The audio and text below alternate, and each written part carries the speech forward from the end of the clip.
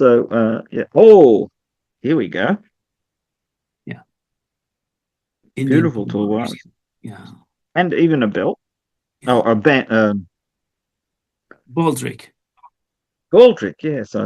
I knew it was something from Blackadder. Yeah. Very nice. Somewhere I've got a steel buckle from a baldric from I think it was from Java, Mhm. and it's set with rough cut emeralds and ruby. It's not valuable, I might add. These are not high grade stones or anything. It's a common thing to wear these with quite beautifully made um, fittings. These are very nice looking guns. Very nice. Very nice Some gun. blunderbusses in the middle. Yeah. Yeah, blunderbusses, yeah. Yeah, yeah. This is people get too close and you can get rid of them. So Also, this is from Mysore. yes, Tipu Sultan. Yeah, he was a really brilliant Yes. soldier. Here. Awesome arrows. I'm feeling happy. Uh, that middle object, I think, yeah, is a quiver. Mhm. Um, I'm pretty certain I saw that go through an auction Mm. quite a few years ago. Um, it's a kind of presentation, like you would carry it in front of somebody, and I Yeah. don't think you would wear it yourself. The arrows seem to be quite high grade ones. Um, the gun, Mhm. Yeah. silver mounted, European style stock. Is that? Yeah. Oh, that's the belt from the quiver. I'm trying to. What is that straight red Oh, diagonal this one. object? Yeah, It's the yeah. The belt. belt. This Yeah. is the belt. Yeah, that the quiver was hung on. Yes. And the others are like buzzer type Yeah. lower arm protection. Yes. That's right. Can take a look at it. Oh, it's a Tipu Sultan here as well. The book. Yeah.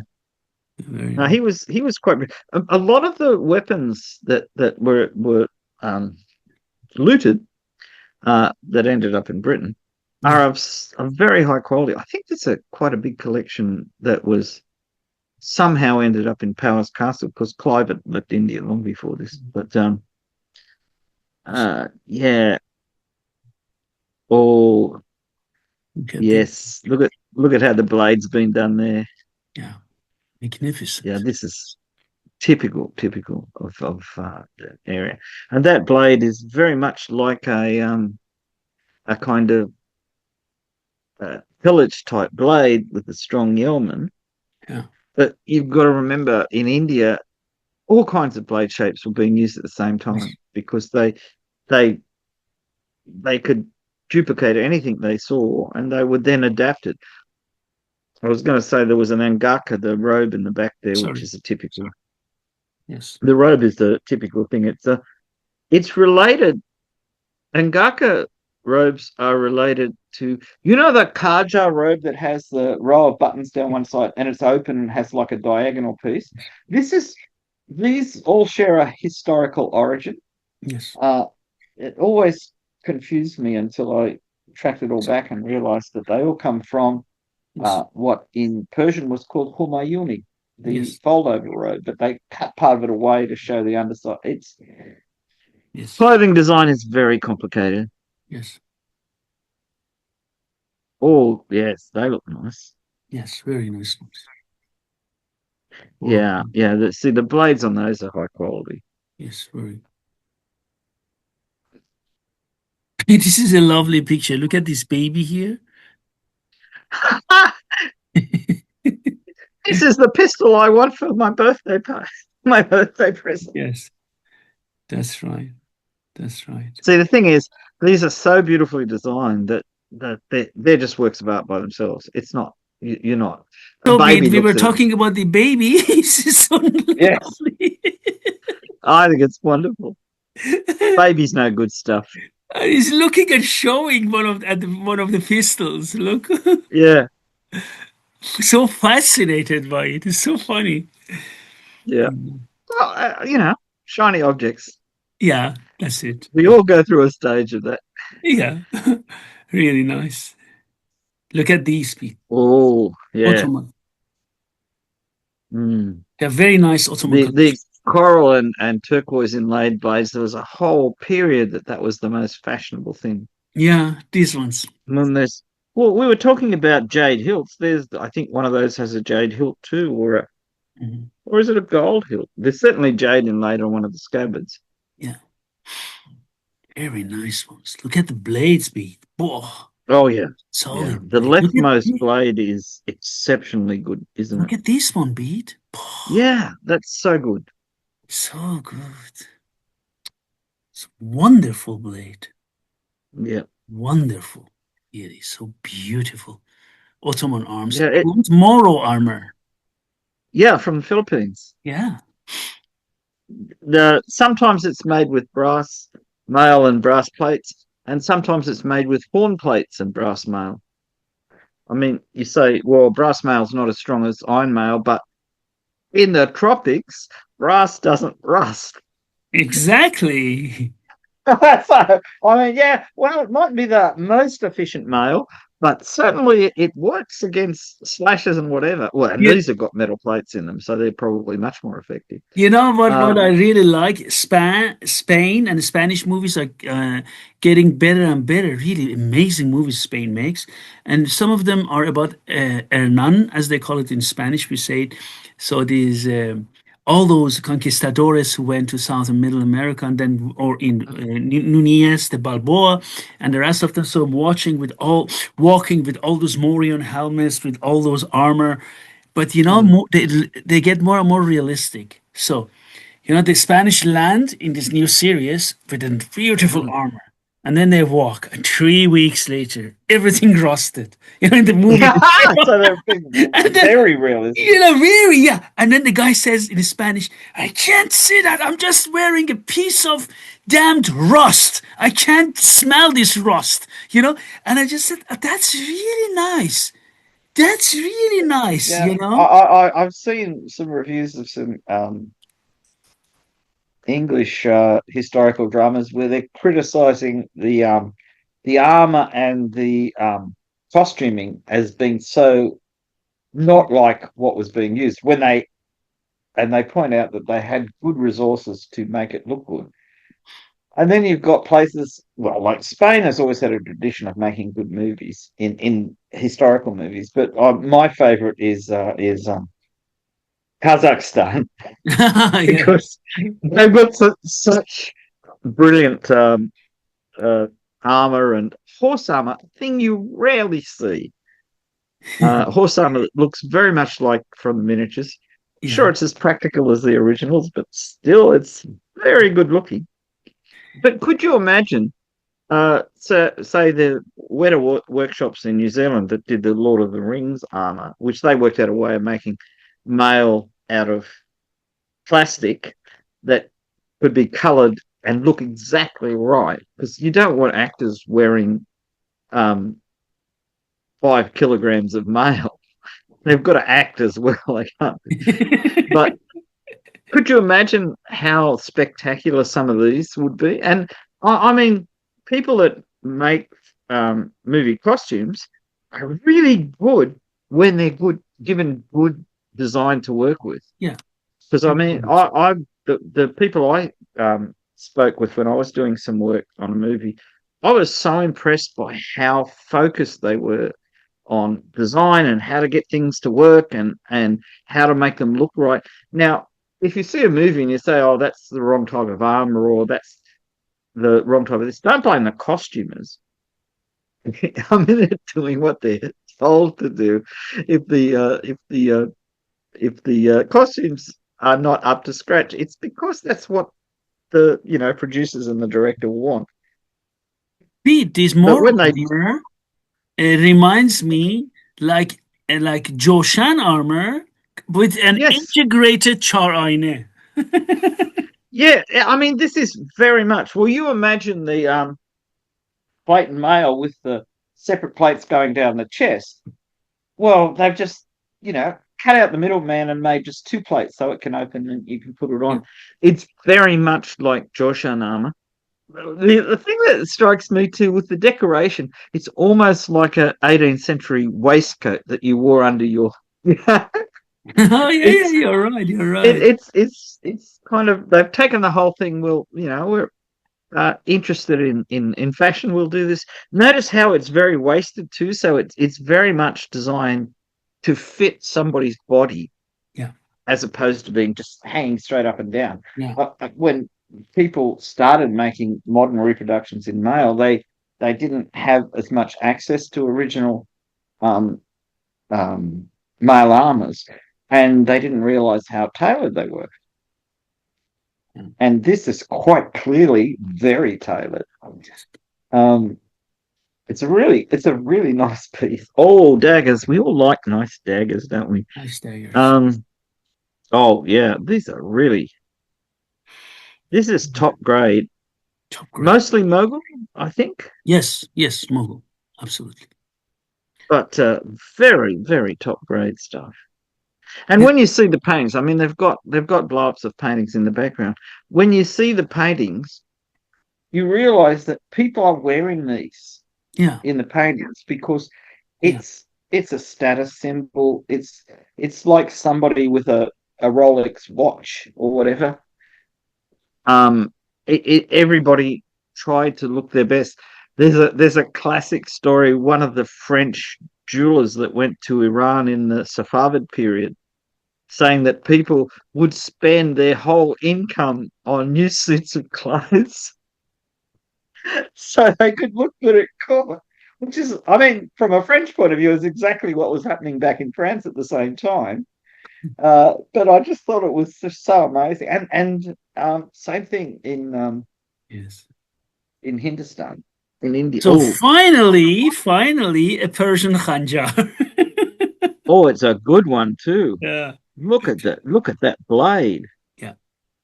Oh, Yeah. that's a really. I mean, we've got Moroccan on either side, but Yes. that is a proper Morocco. Persian hunter. Even though, notice it looks. I don't know if it's the same on the other side, but it looks like it's got a fairly plain ivory hilt, Yes. Yes. which As we means know that it's. not all of them were carved, there are also plenty of them plain, as we Yeah, know. well, because I mean, it's much more practical. So I often wonder if the carving gave better grip. Yeah. That's Because I mean, I've seen some of the videos that Razmafzar have done of fighting with a small sipar and Khanjar type dagger. yes. Um, so I mean, a long blade like that, because we judge the length of the blade by how big the handle is. That would be quite a fierce weapon. Yes, fierce I one. mean, the others, the shorter blades above, they're not anything to laugh at, and in close fighting, they'd be very Of course. useful. All of them. All of them. They have Yeah, I mean, exceptional quality, things, Pete. Exceptional. oh yeah, I mean, this collection is remarkably high grade. Tabazin down the bottom. Yeah. Yeah. That one's rather unique. It's actually got a separate hand grip. Yeah, it does. Yeah. That's quite unusual. Yeah. It's always struck me as interesting. Most cultures, when they designed axes, Yeah. designed them with oval or elliptical handles, so you could always make sure the blade was going edge first. But in Iran and India, often the handles are perfectly circular in cross section. Yeah. Yet, obviously, they didn't have any trouble keeping the blades aligned. It must have been a technique based thing. I mean, with a mace, it doesn't matter, but with an axe. Yes, it does. Yes. Look at this one, But Pete. Bull-headed mace, yeah, a shishpar, flanked yeah. mace. This one, boy, that's nasty, huh? Oh God. Oh, yeah, you wouldn't want to get near anyone with one of those. No. Oh God. That's nasty. Yeah. But the above the tabazin is more a tabar shaped Yeah. axe head. Yeah. That's And I mean, these were popular yes. from, say, Mughal India across Iran, Yeah. across Turkey. These even Mamluk Egypt. These were very popular as well. Yes. And I Yes. think they go back to Abbasid times. It's a very ancient style of axe. Yes. Yeah, great design.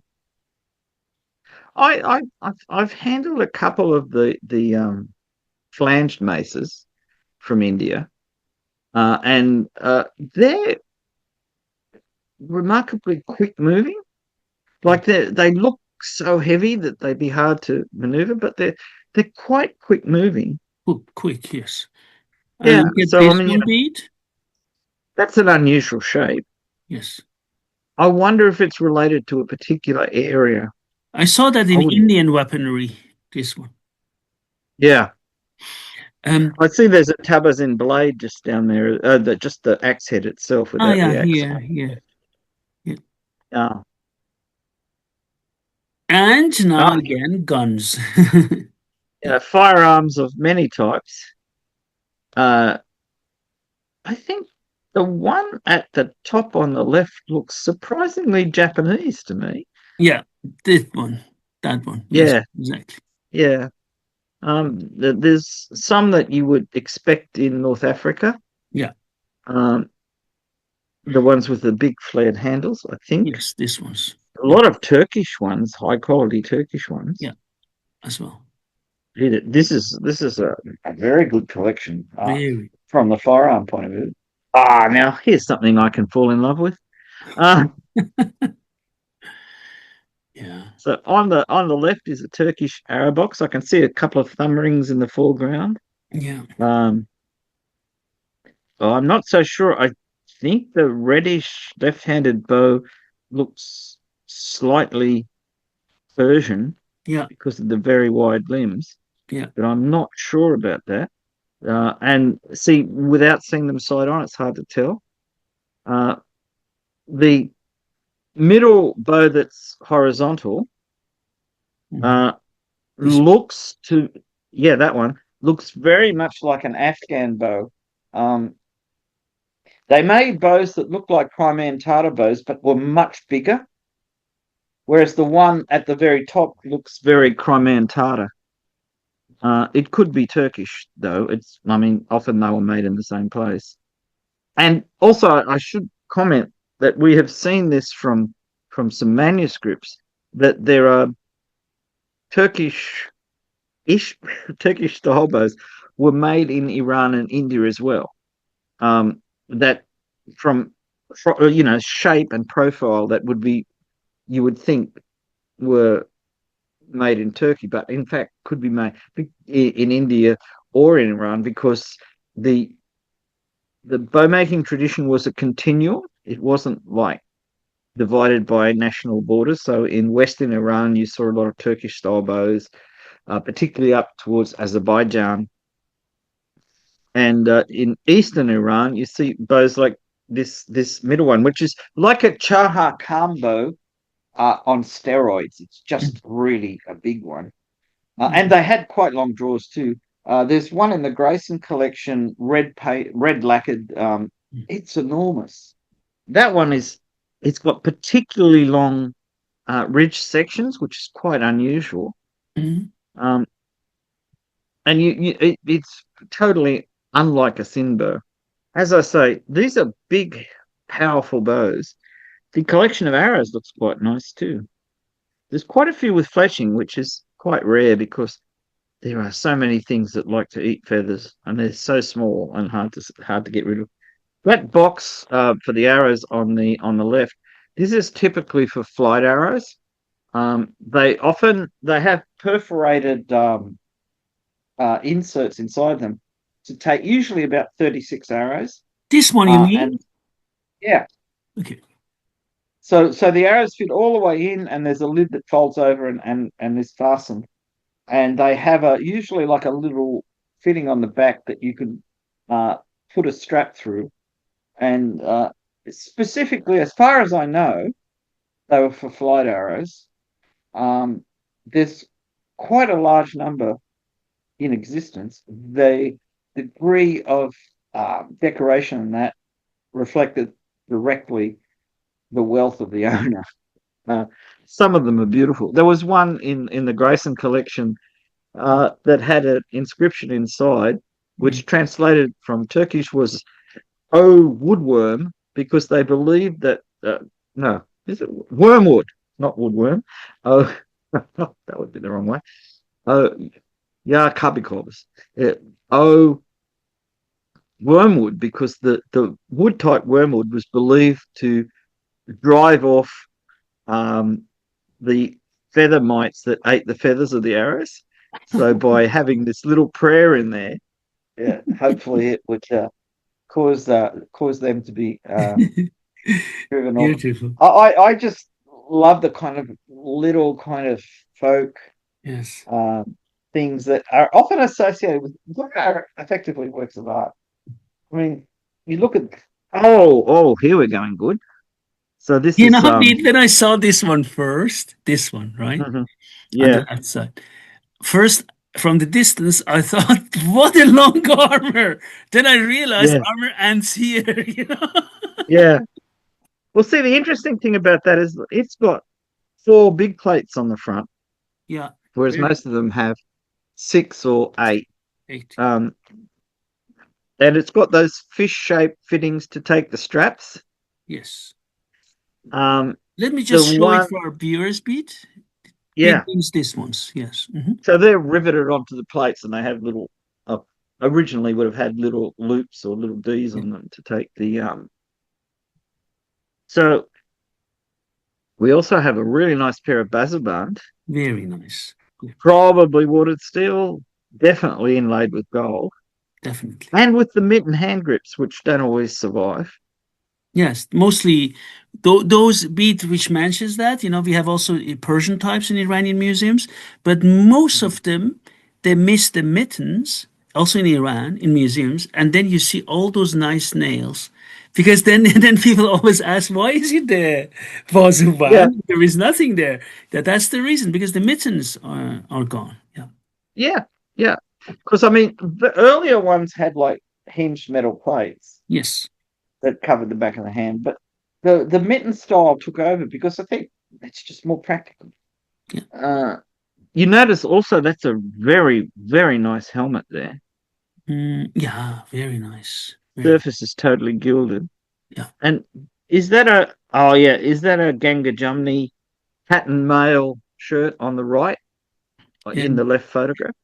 you mean this one? So yeah. Yeah. It Has is. that got different coloured male rings in it? Yes, it Looks is. like it. It is. Yeah. So that's a real show off piece. And look at this one. It's also very beautiful. Joe Shantai. Yeah, that looks like the ones from one of the styles from the Bikaner Armory. Yeah, Um, very but nice. that's a very high grade one.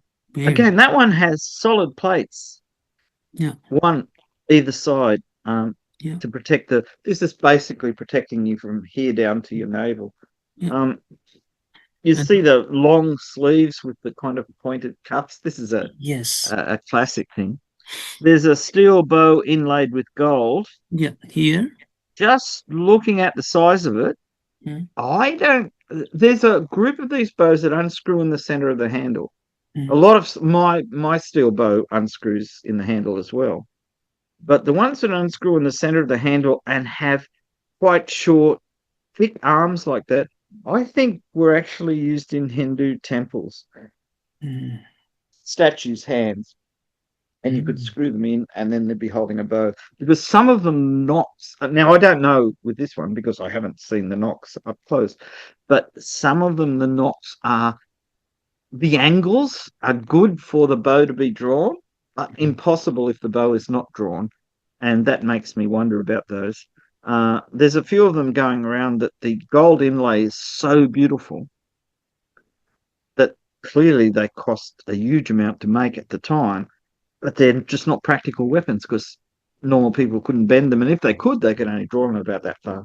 You know, my steel bow when we had it on one thing, it drew about to there, and you couldn't draw it any further. mm, But I've seen one of my friends had had a steel bow um, that was the size of a normal composite bow, and you could draw it about 27 inches. Um, and it was inlaid with gold, Yes. not uncommon. I mean, inlaying weakens them. The ones that are done with gold kopari, where they cross-hatch the metal and hammer gold wires into it and shape them and everything, I think that's inherently stronger, but the inlay is considered to be higher grade decoration. We've got Look at this. very nice helmets, Very nice. Very nice. really, really high quality. Really. Ah, elephant control devices on the bottom left. I always ask myself, how do they control elephant with that? Oh, they use it to hook on the elephant's ear to pull it or push it, so that the elephant turns its head and then it turns its body. I take that with a grain of salt. I've seen people do it, but I don't understand because they're also kicking with their legs at the same time. So Yeah. that there's elephants are quite intelligent. So probably there's multi-level communication there with the elephants. I mean, elephant, if it gets angry at you, can pick you up from its back easily. It's Oh not like yeah, a horse. you wouldn't whack an elephant with one of these if you. I mean, elephants have got quite thick hide, but they are also quite sensitive.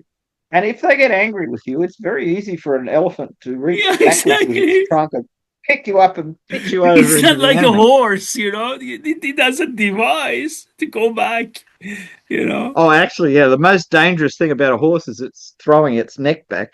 Yeah. Because if you're leaning forward, riding along, and the horse throws its neck back, its neck is so strong, it Yeah. can break your nose, it Yeah. can Yeah. knock you out. Actually, I Yeah. remember some years ago, a French guy I know, a good rider actually, but I don't know what happened. He said for one moment he was not paying attention, so he bent over his horse and he lost all his teeth. I remember that. Oh, yeah. Scary, I am scary. not Yeah. surprised. I'm Oh, not surprised. yeah. Uh, So I remember. Now you again, just said horse it. I horse remember. riding is a very dangerous sport. Yeah, A it lot of is. people do it, and I mean, there Yeah, are a lot of good teachers out there who yeah. explain to people how dangerous it It is dangerous, really is. dangerous. Yeah, horses don't necessarily want to hurt you. It's just they're so strong. Yeah, Now that is a very nice firearm there too. yeah. Very nice. That's in the corridor style, like the what we would call an Indian style. Um, so the hand fits into there. There's usually a button rather than a trigger. Yeah, Um, and those beautiful powder horns. it's beautiful.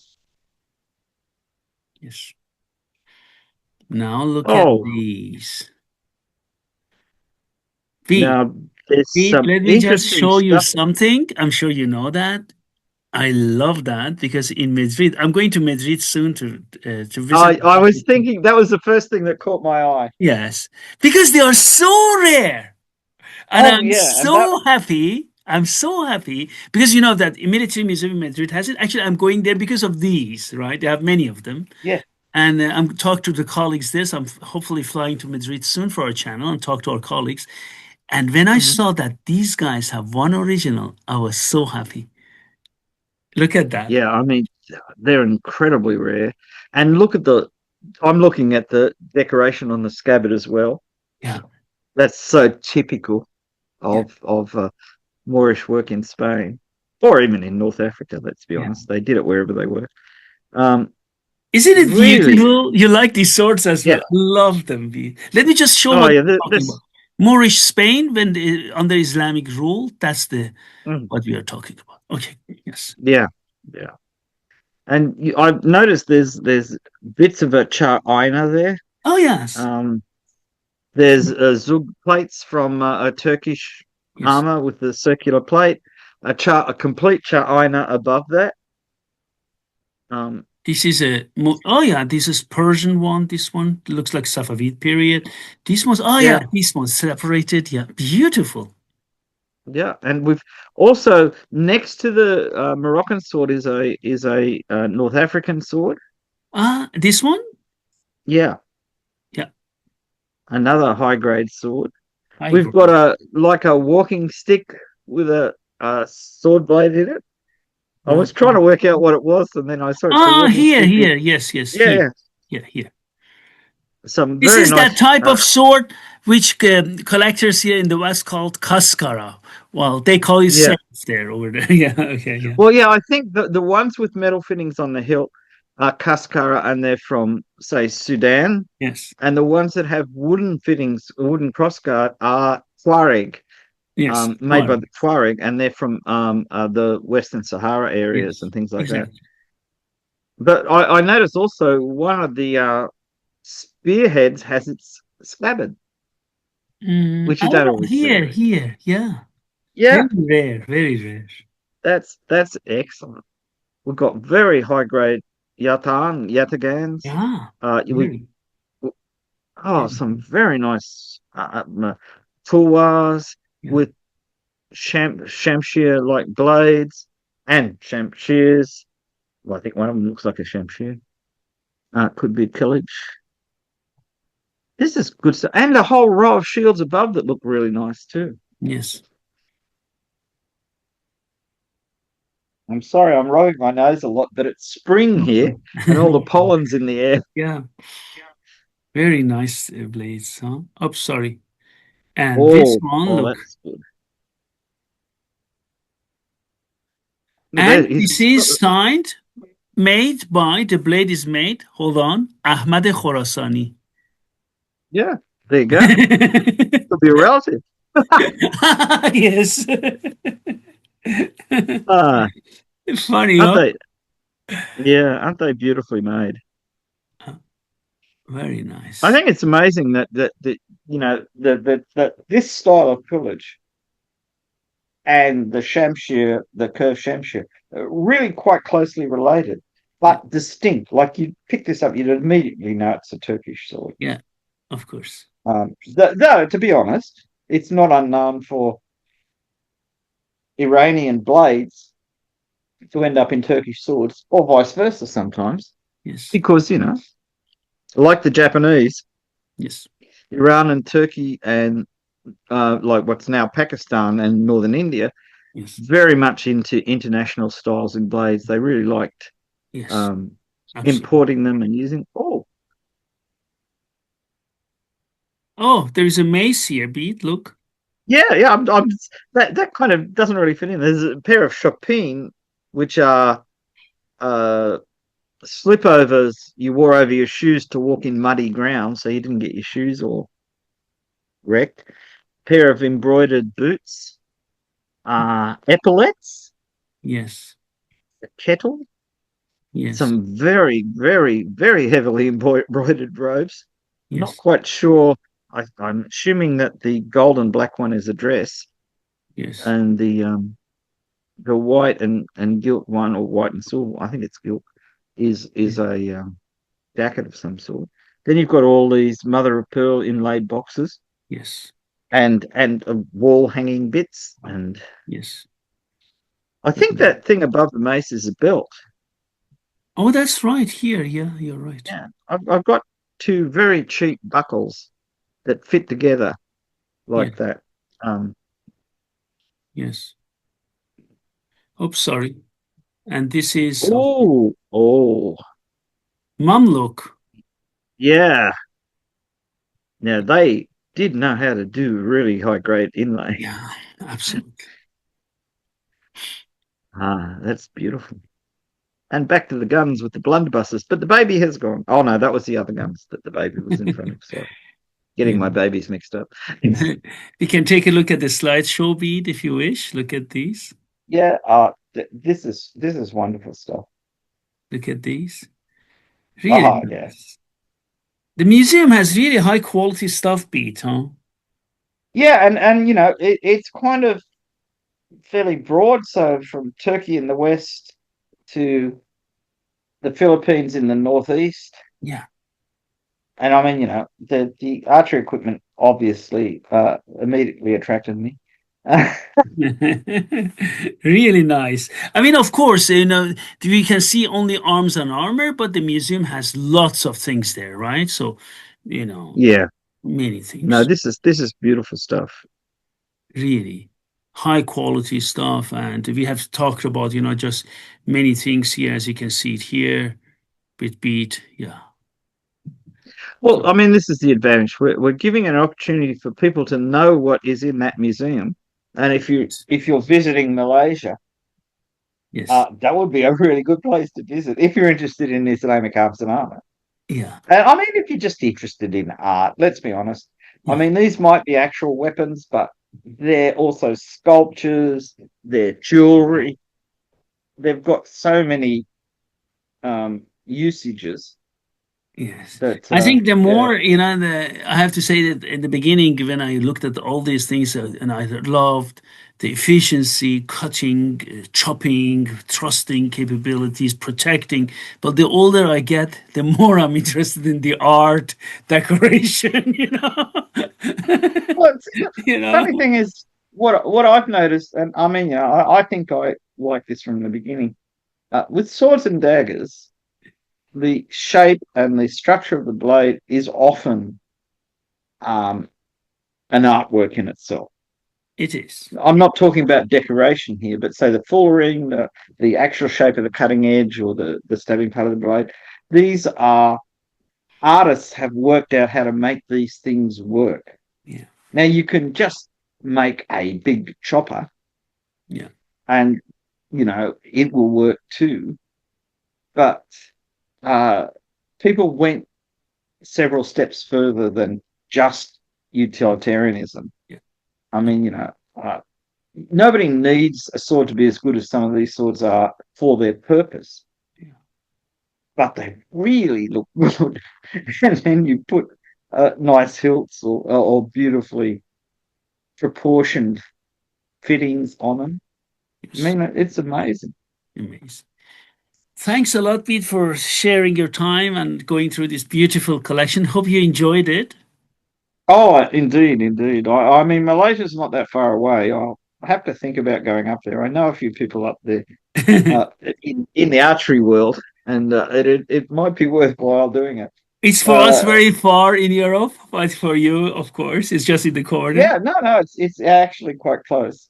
We have to pick the season right. You don't want to go in the wet season, but you don't want to go in the height of summer either, because Okay. you can imagine me being carried away by a horde of mosquitoes. Yeah, Uh, absolutely. Absolutely. but no, it's see, this is it. It's these are areas that in Europe aren't as well known. And the other thing about Malaysia is both architecture and food.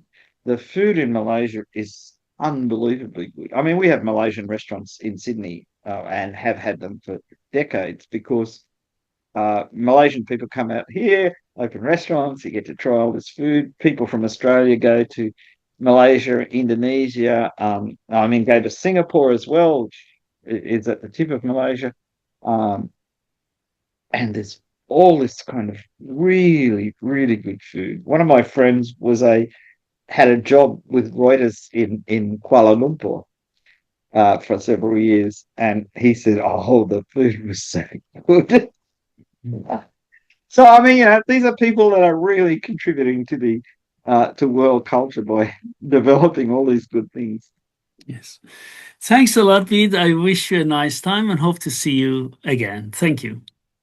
Yeah, a pleasure. Thank you. Thanks.